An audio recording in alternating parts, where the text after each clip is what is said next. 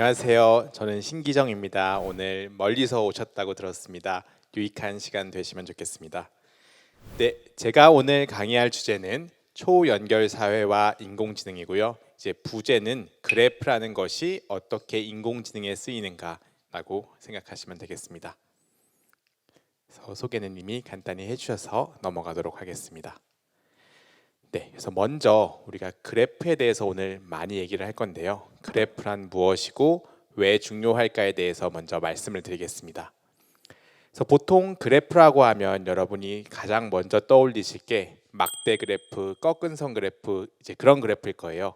근데 오늘 말씀드릴 그래프는 막대 그래프, 꺾은 선 그래프랑은 아무 관련이 없습니다. 그래서 용어 자체가 동일한 용어일 뿐 전혀 다른 의미니까요. 그거는 잠시 잊으시고 저희가 얘기하는 그래프라는 것은 여러분이 기하 배우시잖아요. 수학 시간에. 기하랑 관련된 거라고 생각하시면 되겠습니다. 그래서 그래프를 우리가 어떻게 정의할 수 있냐? 그래프는 점의 집합 그리고 선의 집합으로 이루어진 구조를 의미합니다. 제가 조금 더 어렵게 하면 뭐 정점, 간선 이런 표현을 쓰는데요. 이제 이 그림을 보시면 아주 간단합니다. 저희 1, 2, 3, 4, 5, 6 6개 점이 있죠. 그리고 점들이 선으로 연결된 걸 보실 수 있습니다. 그래서 주목해서 보실 게 선이 두 개의 점을 연결한다는 거고요. 또 다른 주목해서 보실 게 모든 점이 다 연결된 건 아니라는 겁니다. 보시면은 4번과 6번은 이렇게 연결이 되어 있지만 6번과 5번은 연결이 되어 있지 않은 걸 보실 수가 있죠. 이렇게 어떤 점들은 서로 연결이 되어 있고 어떤 점들은 연결이 되어 있지 않고 이제 저희는 이 점과 선으로 이루어진 전체 구조를 이제 그래프라고 부릅니다. 그럼 그래프라는 것이 왜 중요한가라고 하면 저희 실생활에 있는 수많은 것들을 저희가 그래프로 표현을 할 수가 있습니다. 그래서 하나의 예시가 이제 페이스북, 인스타그램 같은 이제 온라인 소셜 네트워크입니다. 그래서 온라인 소셜 네트워크에 저희가 가입을 하면 계정이 생기잖아요, 그죠? 그래서 그런 계정들을 저희가 점으로 둘 수가 있고, 그리고 이 계정들끼리 친구 관계를 맺습니다. 인스타그램에서는 팔로우를 하죠. 그래서 이렇게 서로 친구 관계를 맺고 있는 계정들은 선으로 연결하고 친구 관계를 맺고 있지 않은 계정들은 선으로 연결하지 않고 하는 식으로 저희가 온라인 소셜 네트워크에 있는 계정들이 서로 어떻게 연결되어 있고 어떤 관계를 맺고 있는지를 그래프로 표현을 할 수가 있습니다. 또 다른 예시로는 저에게 전자상거래 구매 내역입니다. 저희가 아마존에서 물건을 구매할 수도 있고 11번가에서 구매할 수도 있고 쿠팡에서도 구매할 수 있잖아요. 이제 그런 누가 어떤 물건을 구매했는지 데이터를 저희가 또 그래프로 표현을 합니다. 그래서 이 경우에는 두 종류의 그래프가 있습니다. 하나는 쿠팡을 사용하는 그런 고객들이 이렇게 점으로 표현이 되고요. 또 쿠팡에서 판매하고 있는 물건들이 또 점으로 표현이 됩니다. 그래서 이 여성분이 지금 이 모자를 샀기 때문에 이제 구매한 적이 있기 때문에 선으로 연결되어 있고요. 근데 이제 이 여성분이 운동화를 구매한 적은 없기 때문에 둘은 선으로 연결되어 있지가 않죠. 이런 식으로 어떤 사람이 어떤 물건을 구매했는지를 저희가 그래프로 표현할 수가 있습니다. 또 저희가 수많은 것들을 그래프로 표현할 수 있습니다. 한 가지 예는 바로 왼쪽에 인터넷입니다. 그래서 인터넷이라는 것을 저희가 잘 따지고 보면 이제 라우터라고 하는 장비들이 이제 서로 이렇게 물리적으로 연결되어 있는 건데요. 이제 그런 연결 관계를 저희가 라우터를 점, 연결 관계를 선으로 해서 점과 선 그래프로 표현할 수가 있고요. 저희가 매일매일 인터넷으로 이제 웹을 사용하잖아요. 그래서 어떤 웹페이지에 들어가서 또 다른 버튼을 누르면 다른 웹페이지로 이동하고 또 버튼을 누르면 다른 웹페이지로 이동하고 하잖아요. 그런 웹페이지들을 점으로 표현하고 이 웹페이지에서 이제 연결되는 다른 웹페이지들을 선으로 연결을 하면 저희가 웹이라는 것도 이제 점과 선, 즉 그래프로 표현을 할 수가 있습니다. 더 많은 예시들이 있습니다. 저희 뇌 안에서 뉴런들이 어떻게 서로 연결이 되어 있는지 이것도 점과 선으로 표현할 수 있고 어떻게 지식들이 서로 연결되어 있는지 화학 분자라는 것도 이제 원소들을 점으로 원소들 간의 결합을 선으로 해서 표현을 할 수가 있고요. 그것 말고도 많은 예시들이 있습니다. 그럼 저희가 이제 실생활에 있는 수많은 것들을 그래프로 표현할 수 있는데요. 그래프로 표현을 하면 어떤 것들을 할 수 있나 말씀을 드리겠습니다. 그래서 하나는 저희가 단백질의 역할을 예측하는 겁니다. 저희가 물론 제가 생물을 전공하는 사람은 아닙니다. 저는 컴퓨터를 전공했고 인공지능을 공부하고 있는 사람인데요. 근데 저희가 아직도 단백질에 대해서 굉장히 모르는 게 많다고 합니다. 그래서 이 단백질이 어떤 역할을 하는 건지를 굉장히 모르는 경우가 많다고 하는데요. 이제 그런 경우에 저희가 이 단백질이 어떤 역할을 하는지를 추측을 하려면 이 단백질이 다른 단백질들과 어떻게 상호작용하는지를 본다고 하면 됩니다. 그래서 저희가 이 단백질들을 점으로 표현하고 단백질들이 어떻게 서로 상호작용하는지를 선으로 표현하면 이 단백질이 어떤 역할을 하겠구나라는 것을 예측할 수 있다고 합니다. 이제 또 다른 하나는 의학 분야의 응용인데요. 저희가 이 약 각각 먹으면은 약이 되고 병의 치료에 도움이 되지만 어떤 약들은 저희가 두 개를 동시에 먹으면 부작용이 생길 수 있다고 합니다. 열이 날 수도 있고요, 콧물이 날 수도 있고요. 그래서 저희가 의사가 이 두 개의 약을 처방하기 전에 이 두 개의 약을 같이 복용해도 괜찮을까? 이제 그 질문에 답을 해야 되는데요.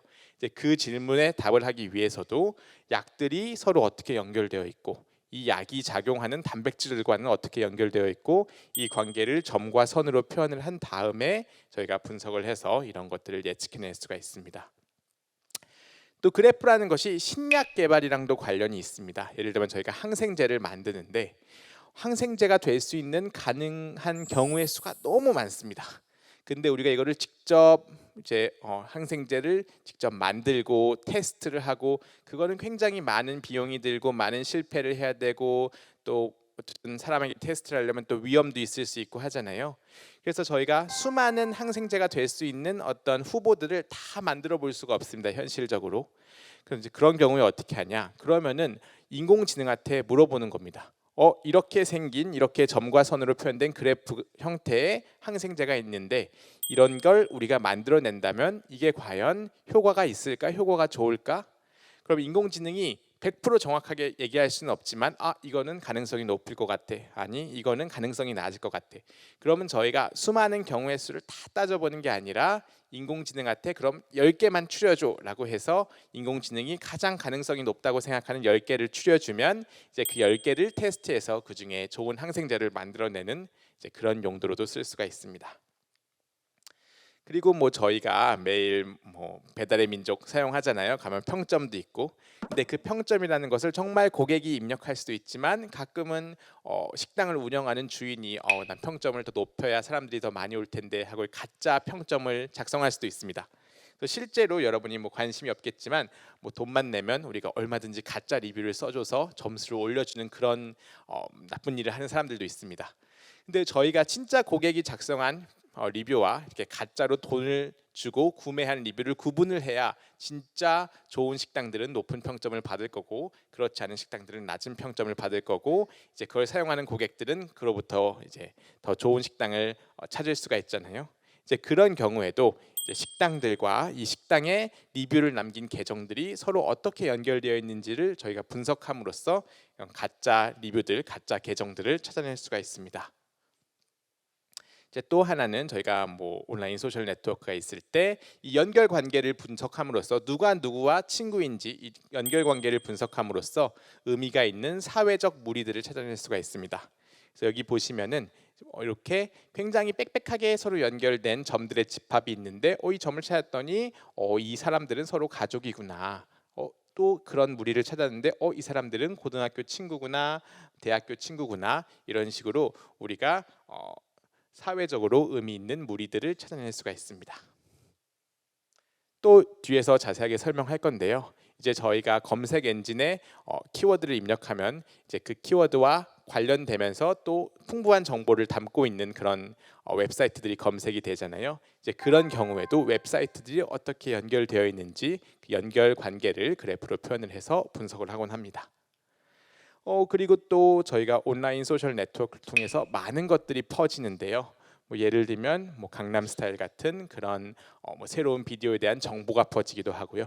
그럼 또 새로운 로봇 청소기라는 기술들이 입소문을 타고 퍼지기도 합니다. 그래서 내가 로봇 청소기를 처음 써봤는데 굉장히 좋더라. 그럼 나도 구매해봐야지. 나도 구매해봐야지. 이렇게 신기술이 이제 전파되기도 하는데요. 그 전파를 이해하기 위해서 우리가 이 연결 관계를 또 그래프로 표현을 하고 점과 선으로 표현을 해서 분석을 하곤 합니다. 그리고 이제 추천 문제가 있습니다. 여러분이 유튜브에 접속을 하면 유튜브에서 아무 비디오나 보여주는 게 아니라 여러분들이 좋아할 만한 비디오를 기가 막히게 골라서 보여주잖아요. 이제 그런 걸 저희가 추천이라고 합니다. 그래서 개인화된 추천이라고 얘기를 해서 A라는 친구의 계정으로 들어갔을 때 B라는 친구의 계정으로 들어갔을 때 서로 다른 비디오들을 추천해 주게 되는데요.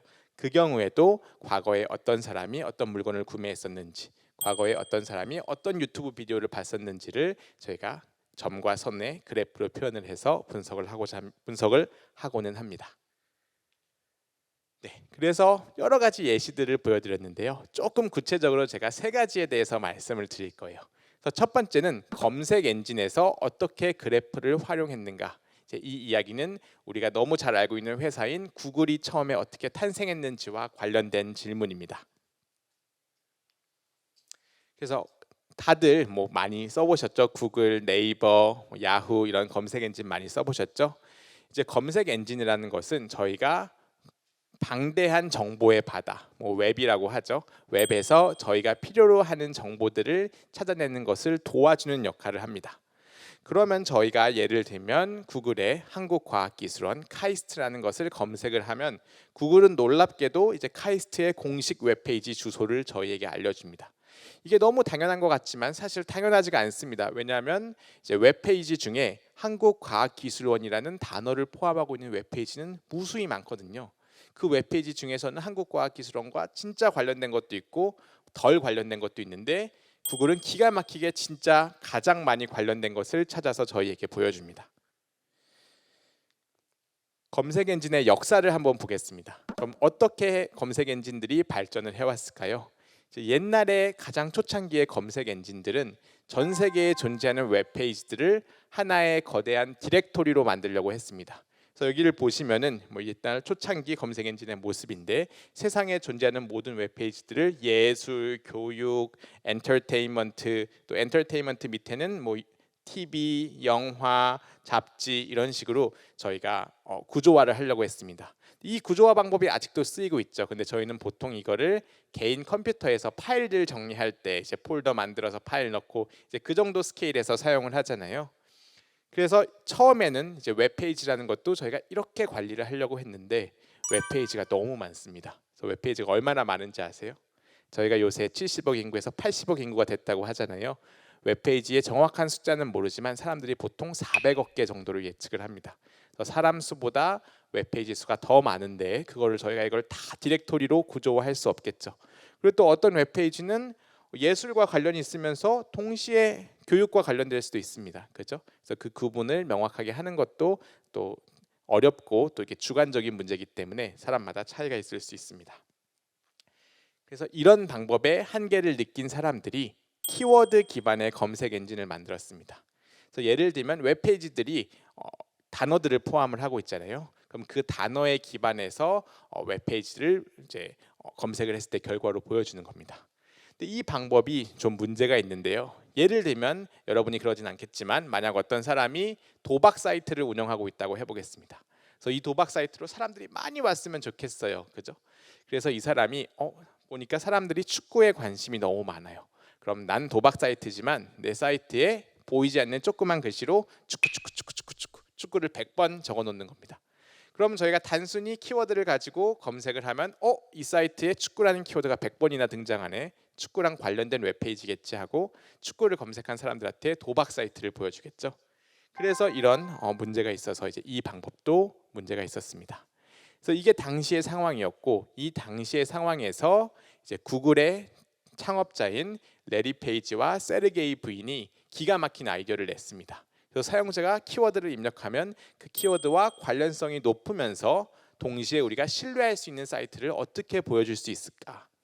그래서 이 당시에 두 창업자는 학생이었어요. 박사과정 학생이었는데 이 기가 막힌 아이디어를 내고 박사과정을 중퇴하고 그리고 구글을 창립을 했습니다. 그럼 이 사람들이 어떤 아이디어로 당시에 이미 야후라든지 라이코스라든지 큰 검색 엔진 회사들이 많았는데 어떻게 오늘 같은 구글 같은 성공 사례를 만들 수가 있었을까요? 그래서 이 사람들의 가장 큰 아이디어는 웹이라는 것을 어떤 문서의 집합이 아닌 웹이라는 것을 하나의 그래프로 생각을 한 것입니다. 점과 선으로 생각을 한 것입니다. 그래서 뭐 예를 들면 이 웹페이지들을 하나의 점으로 본 거고요. 그래서 보시면은 뭐 카이스트 웹페이지에 보시면은 이제 카이스트 웹페이지가 있죠. 이 웹페이지를 하나의 점으로 보고, 근데 이 웹페이지에 들어가면 카이스트에는 이런 학과들이 있습니다. AI 대학원이 있습니다. 하면서 이제 이 버튼을 누르면 저희가 AI 대학원 홈페이지로 가는 거죠. 그럼 AI 대학원 홈페이지도 하나의 점으로 표현이 됐고, 여기서 우리 AI 대학원에는 여러 명 교수가 있습니다. 신기정이라는 교수도 있습니다. 그래서 신기정이라는 이름을 누르면 제 웹페이지로 이동을 하는 거죠. 그럼 제 웹페이지에는 저는 이번 학기에 이런 수업들을 합니다. 이걸 누르면은 저희 수업 사이트로 인용을 하는 거고요. 그래서 이렇게 단순히 문서들이 아닌 문서들의 연결 관계라고 생각을 한 것입니다. 더 구체적으로 이 구글의 창업자들은 이 웹페이지들의 연결 관계를 투표라고 생각을 했습니다. 그래서 저희가 이 웹페이지에서 이 웹페이지로 가는 이런 연결을 제공하는 이유가 이 웹페이지가 생각할 때 이 웹페이지가 중요한 정보를 갖고 있으니까 저희가 이렇게 연결 관계를 제공한다고 생각을 한 겁니다. 그래서 저희가 이 연결 관계를 투표라고 한다면 저희가 어떤 웹페이지가 중요한 웹페이지일까요? 이제 이 자신을 어떻게 보면 연결하는 선이 많은, 특히 연결의 방향성이 있다면 나로 들어오는 연결이 많은 웹페이지들이 중요한 웹페이지라는 겁니다. 근데 그래서 저희가 이렇게 웹페이지에 연결되는 선을 셀 수도 있는데요. 우리가 물론 사람들은 모두 1인 1투표 하지만 이제 뭐 웹페이지는 사람이 아니니까 우리가 이제 투표에 가중치를 부여할 수도 있습니다. 그래서 저희가 중요하다고 생각하는 웹페이지들은 더 많은 표를 주고, 이제 덜 중요하다고 생각하는 웹페이지는 덜 중요한 표를 줘서 이제 그렇게 가중 투표를 함으로써 가장 중요한 웹페이지를 찾아내고 누군가 검색을 했을 때 중요한 웹페이지 순서로 이제 보여주는 것입니다. 그래서 여기 뭐 예시가 하나 있는데요. 저희가 조그만한 그래프가 있습니다. 점과 선으로 구성된 점이 한 11개가 있네요. 그죠? 그리고 저희가 구글의 아이디어를 내서 사용해서 각 점들의 중요도를 계산을 한 겁니다. 그래서 봤더니 중요도가 이 빨간색 동그라미가 중요도가 제일 높습니다. 빨간색 점이. 근데 그 사실은 놀랍지가 않아요. 왜냐하면 수많은 다른 웹페이지들이 전부 이 웹페이지로 가는 이런 하이퍼링크 연결을 제공을 하고 있기 때문에 당연히 이 웹페이지는 중요도가 높습니다. 근데 굉장히 재밌는 게 이 주황색 웹페이지는 딱 한 개의 연결밖에 없는데도 중요도가 상당히 높습니다. 그 이유가 뭔지 아시나요? 딱 한 표밖에 받지 못했지만 그 한 표가 가장 중요한 웹페이지에서 온 한 표이기 때문에 저희가 가중 투표를 하기 때문에 이 주황색 웹페이지도 굉장히 중요한 웹페이지로 생각이 되는 것입니다. 그래서 이런 아주 간단한 가중 투표라는 아이디어를 이용해서 당시에 이미 거대한 검색 엔진 회사들이 많았음에도 불구하고 이제 구글이 오늘날의 성공을 이룬 거라고 할 수가 있겠습니다. 그래서 또 다른 예시로 저희가 그래프가 활용되는 예시로 바이럴 마케팅에 대해서 한번 소개를 해드려 볼게요. 그래서 저희가 그래프를 통해서 특히 온라인 소셜 네트워크를 통해서 많은 것들이 전파가 됩니다. 그래서 가장 중요한 게 정보가 전파되는데요. 이 예시는 이제 스페인에서 있었던 반정부 시위에 대한 이야기입니다. 그래서 당시에 어떤 스페인 정부의 부정부패에 맞서서 사람들이 반정부 시위를 했는데요. 스페인 정부가 전부 이 뉴스라든지 신문이라든지 어떤 주요한 미디어들을 전부 통제를 하는 거예요. 그래서 이 시위를 하는 사람들끼리 정보를 주고받을 방법이 없었는데 이제 그 사람들이 트위터를 이용을 해서 정보를 주고받으면서 뭐 언제 우리가 어디서 시위를 하자, 이제 그 정보를 주고받아서 효과적으로 어떤 정부의 부정부패에 맞서 싸웠던 그런 사례입니다. 이제 또 다른 사례로 아이스 버킷 챌린지라는 걸 들 수 있을 것 같아요. 당시 아이스 버킷 챌린지라는 것이 뭐였냐면 이제 루게릭 병에 걸린 환자들의 고통을 간접적으로 체험을 해보자. 그래서 사람들이 얼음물을 자기 머리 위에 붓습니다. 그럼 그 고통이 루게릭 환자들이 겪는 고통과 비슷하다고 해요. 그래서 그 고통을 간접적으로 체험해보고 우리가 루게릭 환자들이 얼마나 어려운 환경에 있는지를 보고 뭐 기부도 하고 또 이거를 사람들에게도 널리 알리고 그런 취지의 운동이었는데요. 당시에 보면은 이렇게 어떤 사람이 루게릭 환자의 어떤 고통을 대리 체험을 한 다음에 다른 사람들을 이렇게 지목을 합니다. 제 지목 대상은 성시경, 김구라, 강용석 씨입니다. 그러면은 이 행동이 성시경, 김구라, 강용석 씨에게 전파가 돼서 성시경 씨도 마찬가지로 이 고통을 간접 체험하고 또 3명을 지목하고 이런 식으로 행동이 어떤 온라인 소셜 네트워크를 타고 퍼져나갈 수가 있었습니다. 또 많은 것들이 퍼져나가는데요. 고장도 퍼져나갑니다. 그래서 저희가 이렇게 전자장치가 연결돼 있을 수도 있고 저희의 전기를 공급하는 장치가 연결돼 있을 수도 있고 네트워크 장비들이 연결돼 있을 수도 있는데요. 근데 이렇게 하나의 장비가 고장이 나면 그 장비의 고장이 다른 장비들의 어떤 이제 과부하를 불러일으키게 됩니다. 그런 다른 장비들도 과부하돼서 고장이 나고 그럼 더 다른 장비들이 더 많이 과부하되고 이러면서 고장이 점점 이제 퍼져나가게 됩니다. 그래서 이제 한 가지 예시가 이제 정전이 퍼져나간 예시인데요. 처음에는 작은 곳에서 정전이 일어났지만 정전이 많이 퍼져서 지금 여기 보여드리는 게 미국 지도예요. 근데 다른 부분은 다 밝잖아요. 미국이 밤이라서 불을 켜서 밝은 건데 이 빨간색 동그라미 안을 보면은 굉장히 어둡습니다. 그래서 이 지역이 다 정전이 된 거예요. 그래서 정전이 이제 그런 전선 같은 연결 관계를 타고 퍼져서 미국의 굉장히 넓은 면적이 한꺼번에 정전이 되게 된 거죠. 그리고 우리가 전파하면 빠뜨릴 수 없는 게 코로나 바이러스일 겁니다. 그래서 우리가 사람들이 서로 상호작용을 하고 그 상호작용을 타고 이제 이런 질병이 퍼져나가는 거죠. 그래서 이런 질병들에 저희가 잘 대처하기 위해서도 사람들이 누구와 상호작용했는지를 잘 알아야 됩니다. 그래서 저희가 예전에 코로나가 한참 심할 때 어느 장소에 가든 QR코드를 찍었잖아요. 그게 뭐냐면 이 사람이 이때 이 장소에 있어서 이 사람과 서로 상호작용했을 수 있겠구나. 그런 상호작용을 저희가 분석할 수 있어야 확진자 수를 더 정확하게 예측할 수 있고 저희가 더 잘 대응을 할 수 있게 됩니다. 그래서 오늘은 좀 구체적으로 새로운 기술이 전파되는 거에 대해서 말씀을 드리려고 해요. 여러분은 이 비디오 테이프라는 거에 익숙하실지 모르겠어요. 이 비디오 테이프라는 게 CD랑 비슷한 건데 여러분 CD도 잘 모르시죠? USB랑 굉장히 비슷한 거예요. 그래서 여기에는 영화가 담겨 있거나 만화 영화가 담겨 있어서 이거를 이제 비디오 플레이어에 넣으면은 저희 만화 영화를 볼 수 있고 영화를 볼 수 있는 건데요. 당시에는 이 비디오가 2개 타입이 있었어요. VHC와 베타맥스인데 편의상 A 타입, B 타입이라고 하겠습니다. 근데 문제가 A 타입 비디오는 A 타입 비디오 플레이어에서만 볼 수 있고 B 타입 비디오는 B 타입 비디오 플레이어에서만 볼 수가 있는 거예요. 그래서 내 친구랑 나랑 서로 비디오를 바꿔서 보고 싶은데 저는 A 타입 비디오가 있는데 친구는 B 타입 비디오가 있어가지고 서로 비디오를 바꿔서 볼 수가 없는 거예요. 이제 그런 문제가 있었었죠. 그럼 여러분이 A 타입, B 타입, 여러분이 부모님을 졸라서 A 타입 비디오, B 타입 비디오 중에 사고 싶다고 했더니 부모님이 딱 한 개만 사주신대요. 그러면 우리가 어떤 기준으로 A 타입 비디오와 B 타입 비디오 중에 하나를 골라야 될까요? 이제 비슷한 예시로는 저희가 카카오톡을 쓰는 것과 라인을 쓰는 것을 들 수가 있습니다. 실제로 이제 제가 대학생 때쯤 카카오톡 라인이 나왔는데 당시엔 어떤 것이 더 이제 많은 사람이 쓸 건가 굉장히 관심이 많았어요. 근데 우리가 카카오톡과 라인을 중에 뭘 쓸까 여러 가지 우리가 결정 요소가 있을 수 있겠죠. 예를 들면 카카오톡 이모티콘이 더 이쁘다, 라인 이모티콘이 더 이쁘다. 근데 그보다 더 중요한 게 내가 카카오톡을 이용을 해서 누구랑 연락을 주고받을 것인가, 라인을 이용해서 누구랑 연락을 주고받을 것인가. 예를 들면 저희 반의 친구들은 다 카카오톡을 쓰는데 저가 라인을 쓴다면 그 친구들과 서로 소통할 수가 없겠죠.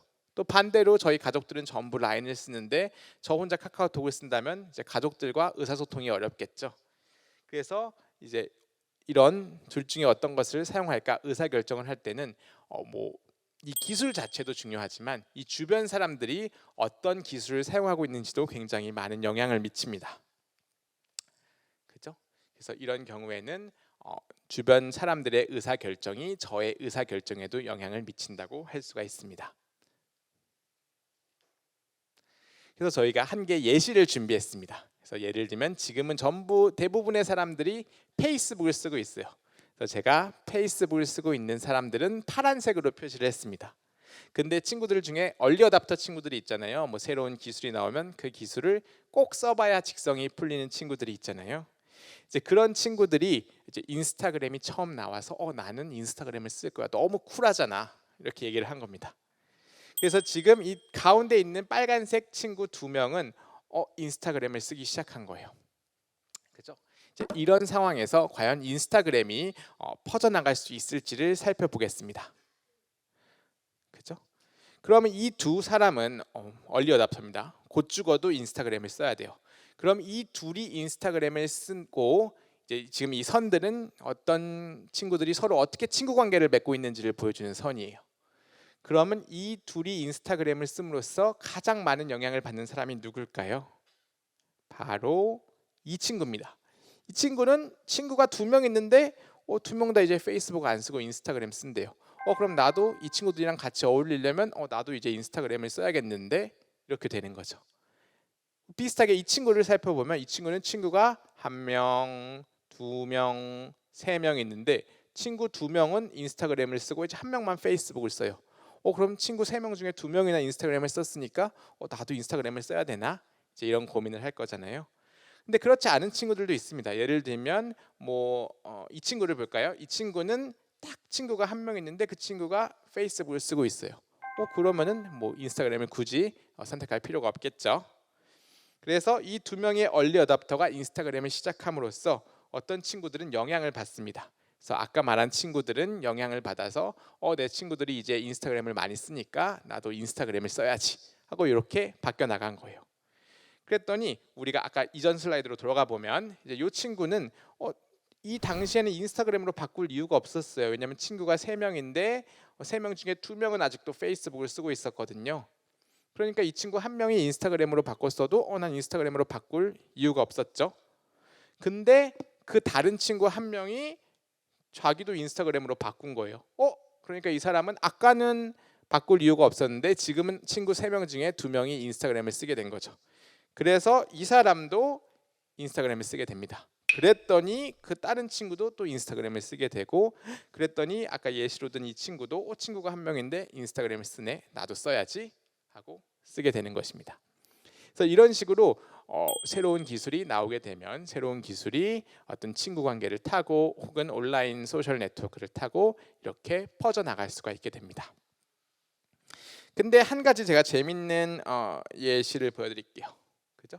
그래서 지금은 결과적으로는 사람들이 굉장히 많이 인스타그램을 쓰게 됐는데 만약 우리가 지금은 이 2명의 친구가 얼리 어답터로 인스타그램을 쓰게 됐는데요. 근데 이 2명 친구를 보시면은 이 두 친구는 흔히 말하는 인싸 친구들입니다. 친구가 굉장히 많은 친구들이죠. 그죠? 이 친구들이 인스타그램을 썼더니 다른 친구들도 결과적으로 인스타그램을 많이 쓰게 된 건데요. 만약 처음 인스타그램을 쓰기 시작한 얼리 어답터가 이 두 친구라고 해보겠습니다. 이 친구는 그렇게 교육관계에 활발하지 않은 친구들이라서 친구가 딱 1명씩밖에 없는 친구들이죠. 근데 만약 똑같은 2명이어도 이 2명이 인스타그램을 처음 쓰기 시작했다면 아쉽게도 아무도 인스타그램으로 바꾸질 않습니다. 전부 페이스북을 쓰는 상태가 각자가 더 만족하는 상태가 됩니다. 그래서 저희가 요새 서로 인플루언서가 되고 싶어 하잖아요. 그렇죠? 그 인플루언서가 되면 광고를 하는 어떤 그런 대가로 많은 돈을 버는 것으로 알고 있잖아요. 그렇죠? 그런 이유가 바로 그렇습니다. 우리가 새로운 기술, 새로운 상품을 홍보를 할 때 이제 누가 그것을 홍보하냐에 따라서 그 기술이 확 많은 사람에게 퍼질 수도 있고 퍼지지 않을 수도 있습니다. 그렇기 때문에 이제 저희가 어떤 기업의 입장에서는 우리 제품을 가장 널리 홍보해 줄 수 있는 그런 사람들을 찾아내서 그 사람들에게 광고를 맡기는 거겠죠. 제가 아까 말씀드린 것처럼 이제 그래프를 통해서는 많은 것들이 전파됩니다. 그래서 방금 예시로는 새로운 기술이 전파되는 거였는데요. 이 새로운 기술이 전파될 때는 의사결정이 중요했어요. 주변 사람들이 뭘 쓰는지를 보고 그럼 나는 뭘 쓸지를 의사결정을 했는데요. 이런 의사결정 모델이 다른 모든 전파에 쓰일 수 있는 건 아니에요. 예를 들면 우리가 코로나가 퍼지는 과정을 설명하고 싶을 때는 이렇게 의사결정 기반 방법을 쓸 수가 없습니다. 코로나를 걸릴 때 나는 오미가 바이러스가 걸릴 거야. 나는 델타 바이러스가 걸릴 거야. 자기가 선택해서 걸리는 게 아니잖아요. 그죠?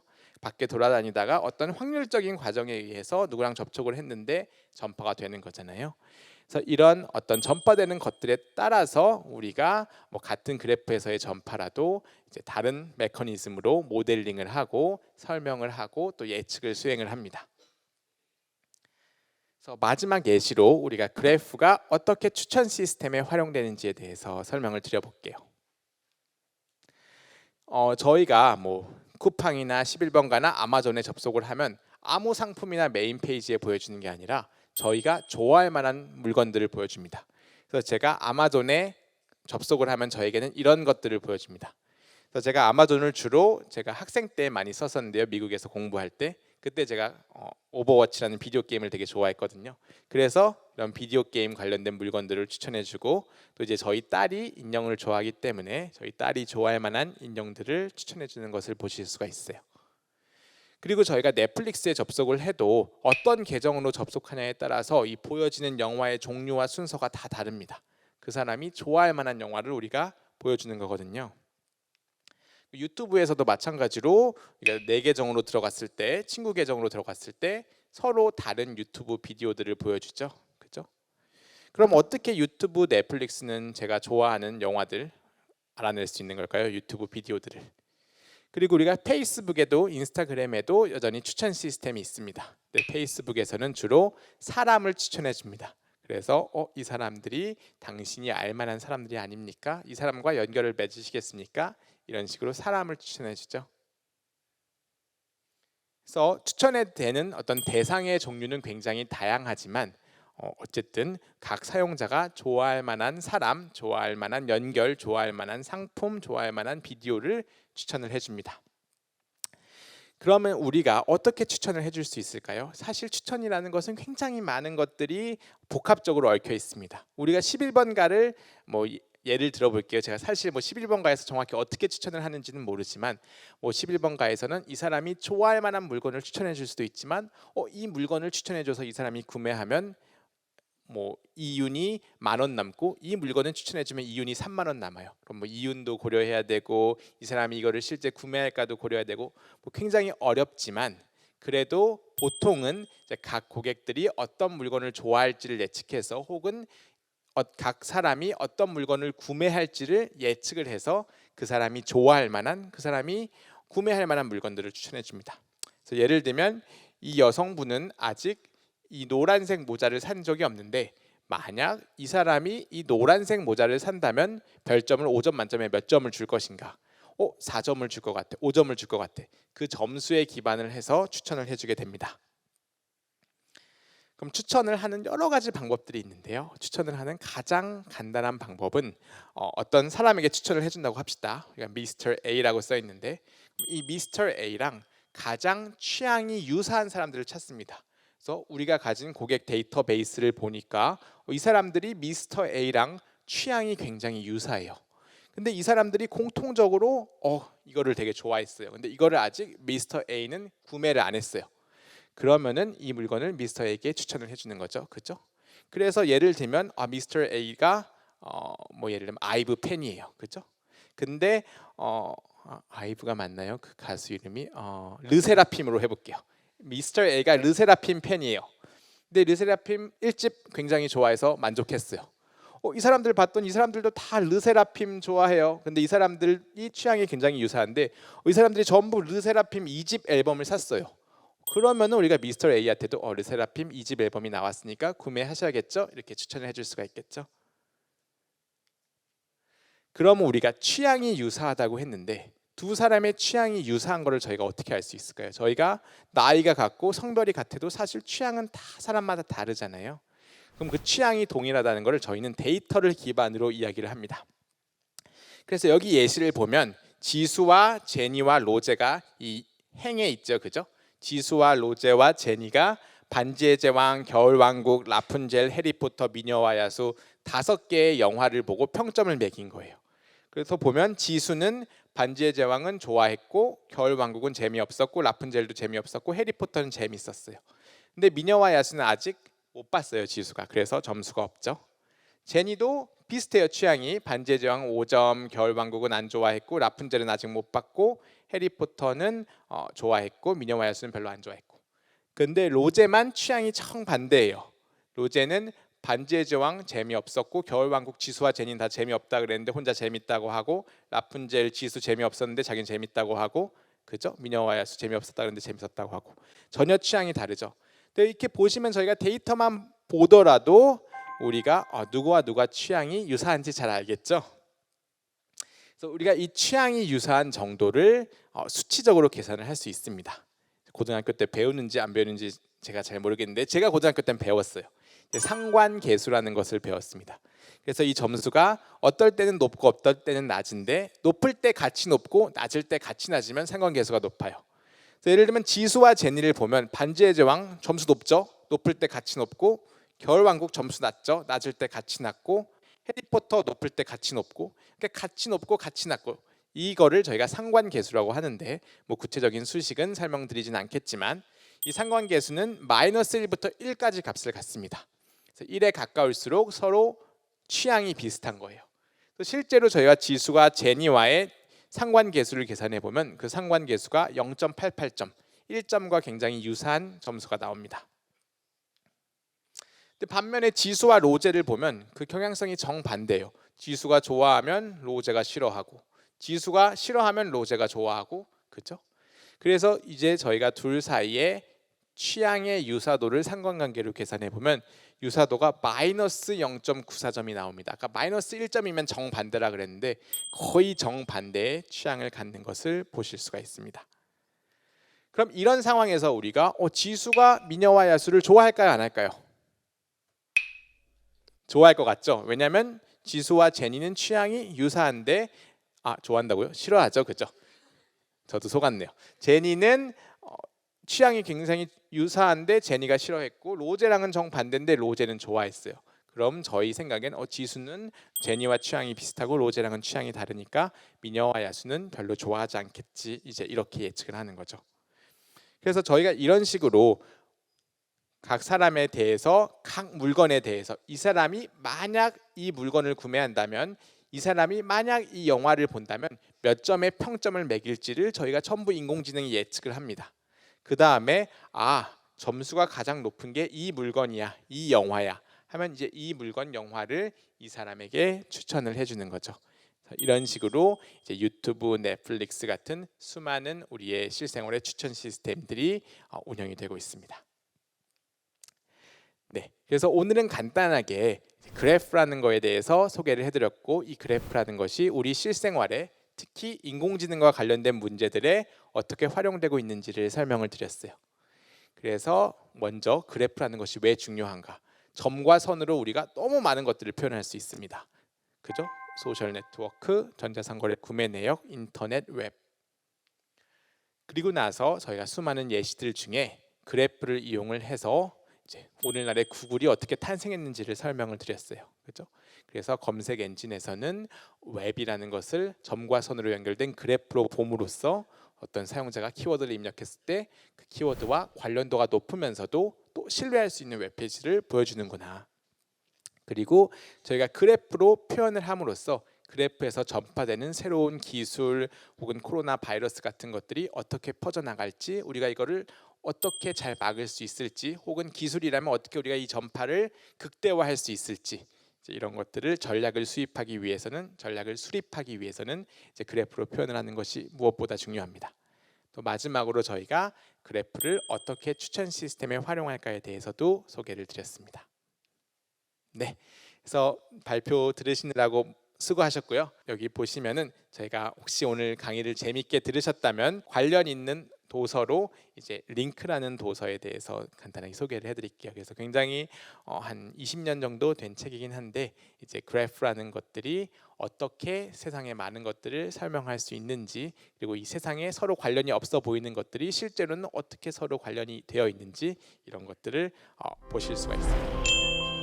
요즘 인공지능 이제 챗GPT 같은 이런 인공지능이 얘네들이 정보를 찾을 때 인터넷에서 그러한 정보들을 이제 학습해서 어쨌든 그걸 활용해서 우리한테 알려주는 거잖아요. 그것도 똑같이 저는 그래프를 통해서 얘가 이러한 연결점을 가지고 있으니까 이게 연결점을 찾아가서 그것을 얻어낸다라고 저는 알고 있습니다.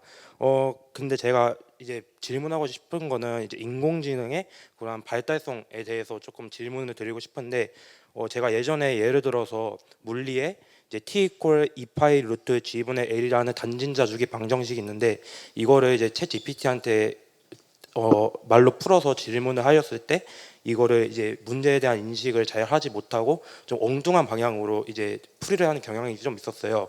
근데 이거를 만약에 내가 요즘 콴다라는 수학 이제 문제를 이제 이미지를 검색해서 그와 유사된 이미지를 이제 막 찾아내가지고 그와 이제 나타내주는 그런 앱이 있잖아요. 네, 근데 그런 거에서는 그냥 비슷한 이미지를 찾아서 이걸 알려줄 뿐 그거에 대한 풀이를 인공지능이 해주진 않아요. 제가 찾은 바로는 이제 수학이나 이런 물리학 같은 이런 기호를 설명해 볼 때 얘네들은 이제 이런 걸 이해를 하지 못하고 이거를 이제 완벽히 이해를 못해서 이런 문제 해결을 이제 하지 못한다고 저는 이제 인터넷에 서칭을 통해서 이제 알게 되었는데, 만약에 이런 인공지능한테 내가 이런 수학이나 물리 같은 기호를 이제 학습시켜주고 만약에 이렇게 문제를 풀도록 지시한다면은, 만약에 인공지능이 이런 문제를 해결하고 그런 거에 대해서 이제 풀이 과정을 설명해 주든지 막 이런 걸 할 수가 있을까라는 거에서 조금 질문을 드리고 싶습니다. 네, 질문 감사합니다. 그래서 질문은 제가 이해한 질문은 챗 GPT 같은 최신 인공지능 기술들이 물리 문제 같은 어떤 논리적인 문제에 마주쳤을 때 생각보다 정확한 답을 제공하지 못하는데 그 이유가 뭐고 어떻게 하면 우리가 더 정확한 답을 제공할 수 있을지 이제 그렇게 이해를 했습니다. 그래서 기본적으로 저희가 챗 GPT 같은 최신 우리가 많이 저희가 Large Language Model (LLM이라는 표현을 많이 쓰는데요. 그런 모델들이 동작하는 방식은 굉장히 확률적입니다. 저희가 뭐 예를 들면 인공지능을 구분을 할 때 이제 논리에 기반을 한 그런 접근 방법이 있고 데이터에 기반을 한 접근 방법이 있습니다. 근데 이 논리에 기반을 한 접근 방법은 굉장히 1960년대, 70년대에 굉장히 유행했던 방법이에요. 그래서 A가 B면 반드시 C이다. 이런 세상의 어떤 지식들을 전부 이런 논리 구조로 표현을 해서 그 논리에 기반을 해서 인공지능이 답을 내는 것이 굉장히 오래전에 했던 시도들인데 그런 시도들은 아쉽게도 잘 되지 않았어요. 근데 최근에 인공지능들은 그런 논리에 기반을 한 것이 아니라 수많은 데이터를 이용을 해서 확률적인 것들을 계산을 해냅니다. 그래서 예를 들면 뭐 챗GPT 같은 게 답변을 할 때 어떤 질문을 하면 과거에 유사한 질문을 했을 때 챗GPT가 어떻게 답을 했었는지 그 수많은 사례들을 수집을 하고 그것을 일반화해서 답변을 하는 거거든요. 그래서 예를 들면 아까 말씀하신 것처럼 물리 질문을 하면은 그 챗GPT가 이 물리를 이해를 해서 답변을 하는 게 아니라 과거에 우리가 어떤 네이버 지식인 같은 거를 봤더니 누가 이런 질문을 하니까 사람들이 이렇게 답을 하더라. 이 단어가 나와야 될 것 같고 그 다음에는 왠지 이 단어가 나와야 될 것 같고 그 다음엔 왠지 이 단어가 나와야 될 것 같고 이제 이런 식으로 어떤 그럴듯한 확률에 기반한 그런 답변을 하게 되기 때문에 우리가 뭐 글을 쓰는 것들은 충분한 사례들이 많아서 잘할 수 있지만 어떤 논리적인 것들이 필요한 것에는 아직 조금 부족한 모습들이 있습니다. 그래서 비슷한 문제로 사실 우리가 헐루시네이션이라는 것에 더 들어보실 수도 있을 것 같아요. 이게 챗GPT가 자꾸 거짓말을 합니다. 예를 들면 뭐 제가 상계고등학교라는 고등학교를 아까 졸업했다고 말씀드렸는데 뭐 예를 들면 제가 동대문 고등학교를 졸업했다고 거짓말을 합니다. 챗GPT한테 동대문 고등학교에서 신기정이라는 사람에 대한 전설을 알려줘. 그럼 전 동대문 고등학교를 다닌 적도 없는데 챗GPT가 신이 나가지고 동대문 고등학교에 신기정이라는 사람이 있었는데 저 전설이 되었다 이렇게 거짓말을 하거든요. 이제 그런 것들도 기본적으로 확률에 기반을 하기 때문에 어떤 지식이나 어떤 사실에 기반을 하지 않기 때문에 그런 거짓말들을 자꾸 하게 되는 거거든요. 근데 이런 상황에서도 굉장히 우리 그래프가 중요한 역할을 할 수가 있습니다. 아까 저희가 세상의 지식들도 서로 연결이 되어 있고 이 지식들을 그래프 형태, 저희가 지식 그래프라는 형태로 표현을 할 수가 있습니다. 그럼 챗 GPT한테 그냥 너가 볼 때 그럴듯한 답을 하는 게 아니라 이 지식 그래프를 보고 지식에 기반을 해서 답변을 해라 라고 하면은 그런 문제들이 많이 없어질 수 있겠죠.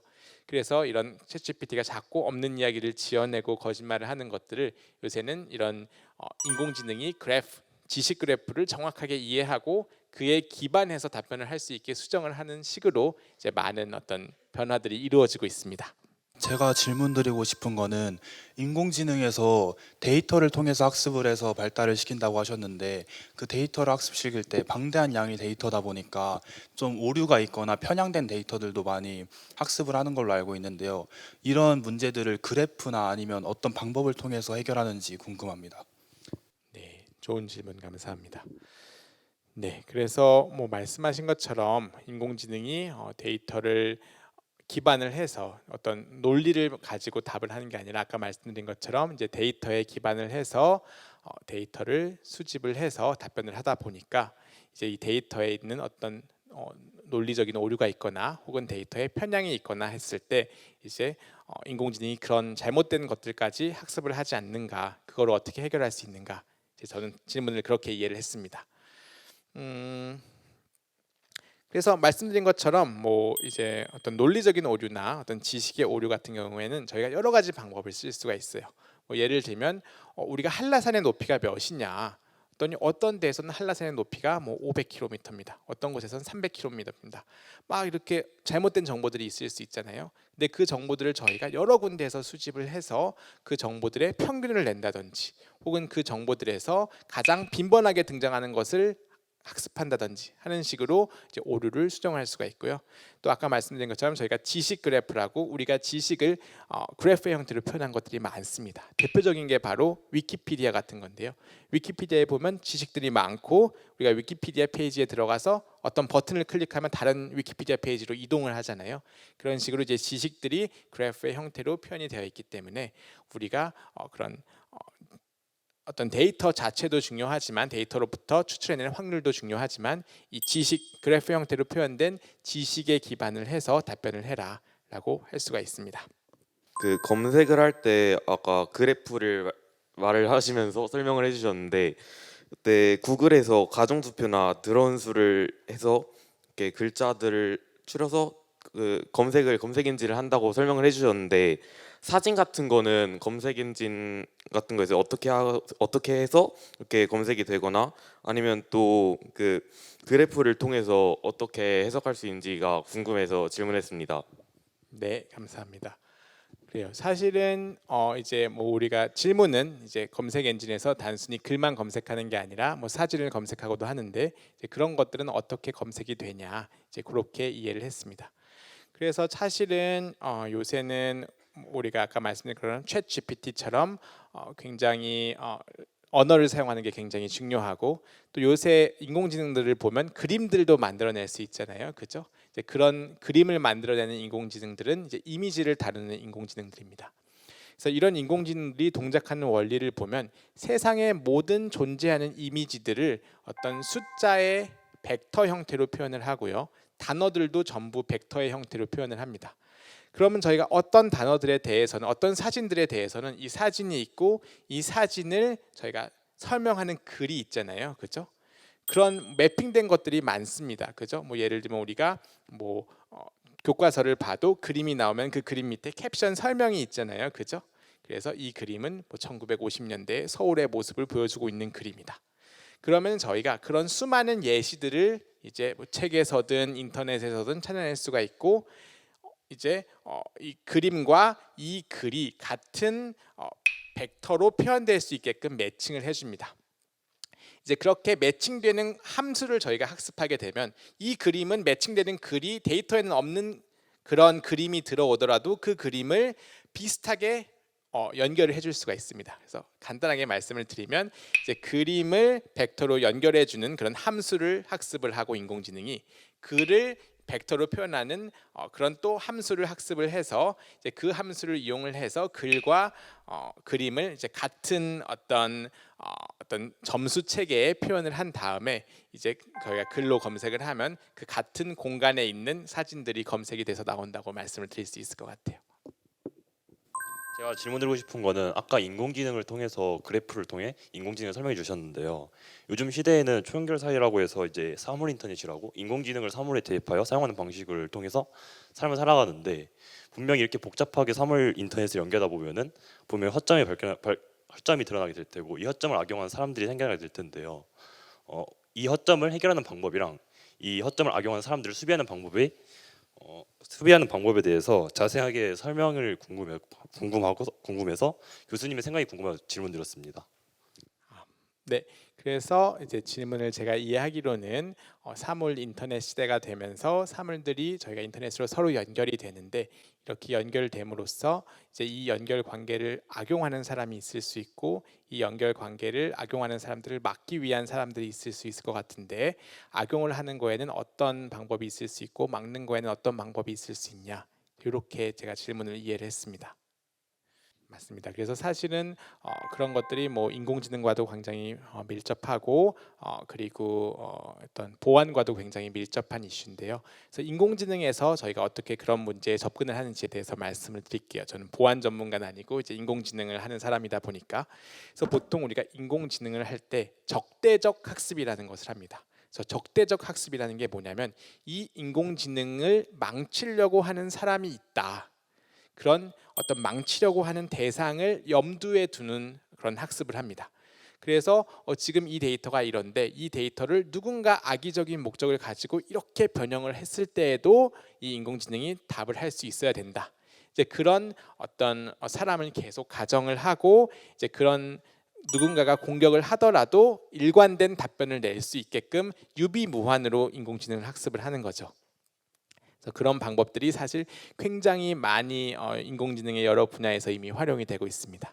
그래서 뭐 드리고 싶은 말 요약하자면 어떤 우리를 인공지능을 괴롭히려고 하는 나쁜 사람들이 있다. 이제 그런 사람들의 존재를 가정해서 그런 사람들이 실제로 이렇게 공격을 할 것이다. 근데 그렇게 공격을 해도 우리 인공지능은 일관된 정확한 답변을 낼 수 있어야 된다. 그런 상황을 시뮬레이션을 해서 유비무환을 해서 이제 그런 어떤 악용이나 어떤 공격에 대비한다고 말씀드릴 수 있을 것 같아요. 코로나19와 같은 그 확률적인 상황의 전파에서는 일반적인 그 설명하셨던 전파 방식이 맞지 않고 다른 대체 방식이 필요하다라고 하셨는데 제가 생각한 바로는 확진자 같은 특정 인물이 접촉할 수 있는 모든 대상을 전부 정점을 고려하여서 모든 그 정점에다 간선을 잇는 방식으로 구조화를 하면은 실제와 완전히 세부 사항까지는 똑같지 않더라도 전파의 구조 같은 정도는 파악할 수 있는 의미 있는 실제와 굉장히 유사한 전파가 되는 그래프를 만들 수 있을 거라고 생각하는데 어떻게 생각하시는지 한번 물어보고 싶었습니다. 네, 질문 감사합니다. 그래서 제가 질문을 이해하기로는 이제 코로나 바이러스가 퍼지는 과정을 우리가 이해할 때 이런 서로 접촉하는 관계를 그래프로 표현하면 더 잘 활용할 수 있지 않냐 이제 그렇게 질문을 해주신 걸로 이해를 했고 그게 맞습니다. 그래서 사실은 우리가 그런 질병 같은 걸 예측할 때 크게 우리가 거시적인 방법이 있고 미시적인 방법이 있어요. 근데 거시적인 방법들은 굉장히 데이터가 아닌 어떤 확률에 기반을 합니다. 그래서 예를 들면은 이 사람과 이 사람이 같은 구에 사니까 이 사람이 바이러스에 걸렸을 때 이 사람이 바이러스에 걸릴 확률이 몇 %겠지. 그런 굉장히 어림짐작에 근거해서 예측을 하는 게 거시적인 모델이고요. 근데 이제 미시적인 모델은 우리가 미시적으로 이 사람이 몇 시에 어디에 있었고 그때 이 사람과 같이 있었고 미시적인 접촉 관계를 전부 고려를 해서 예측을 하는 겁니다. 그래서 당연히 이제 전자의 거시적인 방법보다는 이런 어떤 연결 관계를 그래프로 표현을 한 이제 미시적인 것들이 훨씬 정확한데요. 이제 후자의 어려운 점은 이런 데이터를 수집하는 게 굉장히 어렵다는 점입니다. 그래서 우리가 제한된 환경이다. 예를 들면 우리가 병원 내에서 어떤 질병이 펴졌는데 그 병원 내에서 환자들이 어떻게 이동을 했고 의사들이 어떻게 이런 진찰을 다녔고 이런 것들은 저희가 재현을 할 수 있지만 이제 실제로 국가적인 스케일에서 어떤 사람이 어떤 사람과 접촉을 했고 이제 그거를 정확하게 기록하는 게 굉장히 어렵죠. 그래서 우리가 QR 코드 같은 여러 가지 방법들을 도입을 했지만 그죠? 네, QR 코드를 안 찍는 사람도 있을 수 있고 그죠? 그런 자기 개인 정보를 노출하기를 꺼려하는 사람들도 있을 수 있고 이제 그런 점에서 정확한 데이터를 수집하는 것이 굉장히 어려워서 우리가 QR 코드를 쓰기도 하고 뭐 여러 가지 뭐 수단들을 동원을 하고 그래서 정확한 그래프를 구축하려고 노력을 하고 있습니다. 현재 초등학교 교육과정에서 AI 교재를 통한 인공지능 교육을 진행한다라는 소식을 제가 들었는데 AI가 초등학교 교육과정까지 스며들고 있는 상황에 대해서 어떻게 생각하시는지 여쭤보고 싶습니다. 네, 좋은 질문 감사합니다. 질문은 이제 AI가 초등학교 교육까지 스며들고 있는 이것을 저희가 어떻게 생각하냐 그거에 대해서 말씀해 주셨는데요. 일단 먼저 말씀을 드리면 제가 그거에 대해서 깊게 고민해 볼 기회는 없었어요. 그래서 간단하게 지금 드는 생각으로 말씀을 드리면 일단 제 생각에는 AI라는 것의 그 지식 자체는 그렇게 중요하지 않은 것 같습니다. 저도 AI를 공부하는 사람이지만 이제 AI라는 것들을 정확하게 이해하기 위해서는 이제 수학 그리고 통계학 이제 이런 것들에 대한 컴퓨터 전산학 이런 것들에 대한 정확한 이해가 중요한 것 같거든요. 그래서 뭐 인공지능 기술 자체를 우리가 초등학교 때부터 배워야 된다, 중학교 때부터 배워야 된다, 고등학교 때부터 배워야 된다 그렇게 생각하지는 않습니다. 하지만 이제 제가 생각할 때 그럼에도 불구하고 우리가 어렸을 때부터 인공지능에 많이 노출돼야 되는 거는 이제 우리 사회가 점점 인공지능과 함께 살아가는 사회가 되고 있잖아요, 그렇죠? 그래서 우리가 뭐 1년 전에만 해도 없던 챗GPT가 등장을 해서 우리가 뭐 예를 들면 예전에는 보고서를 저희가 전부 손으로 작성하는 수밖에 없었는데 요새는 챗GPT의 도움을 받으면은 근사한 보고서를 뭐 수분 안에 수초 안에 만들어낼 수도 있잖아요, 그죠?